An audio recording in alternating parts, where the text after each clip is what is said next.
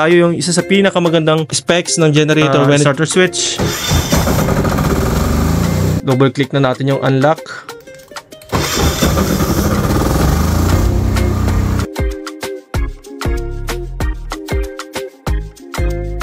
Ito po ay i-deliver natin sa Pinamalayan Oriental Mindoro. So ATS na siya. Kaya naman kusa na rin siya nabubuhay at kusa nang namamatay.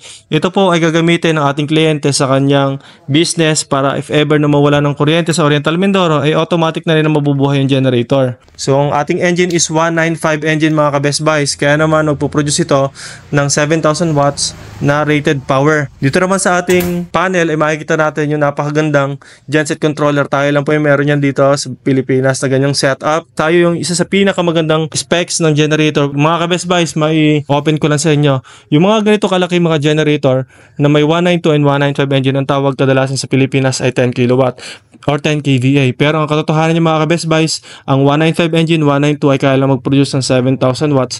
Kaya naman wag tayong papatrick kung tayo ay nasabihan na 10 kVA daw yan. Kasi kapag in-actual test natin yan, for sure, even with 9 kVA, hindi makakarating yan. Ang kagandahan dito sa genset controller mga ka-Best Buys, pwede na ma-diagnose lahat ng problema sa ating genset controller. Kaya naman, napakadali ng buhay ninyo sa pagto-troubleshoot niyan. Although medyo mahal yung presyo niyan, pero ikinabit pa rin natin dyan para sa ease of troubleshooting. Ngayon, i-testing natin ito mga ka-Best Buys bago natin ma-deliver sa Oriental Mindoro. I-on mo muna siya bago mo siya i-start.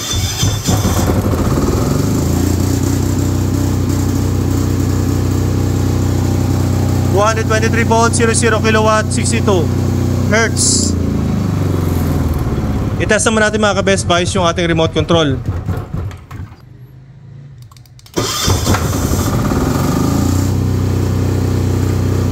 Ayan. So nabuhay uli. Patayin naman natin sa isang remote. Ayun. So, lipat naman tayo mga ka-Best Buys dito sa kabila sa ating 10,000 watts dyan. Same lang siya noon with automatic, remote control, and starter switch. Napakaganda ng pagkakagawa ng ating 195 engine and 7,000 watts na rated power na alternator. So, test muna natin siya. Starter switch.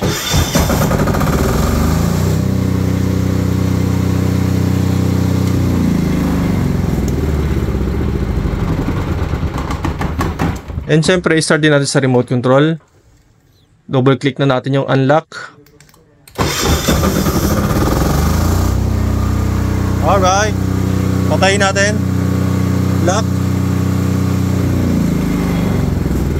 Okay. Ang presyo nga pala mga ka-Best Buys ng ating 10 kVA ay 75,000 pesos with ATS na yan. Para sa inyong mga orders, comments, and suggestions ay maaari kayo mag-text at tumawag sa aming cellphone number na mag-flash na sa screen.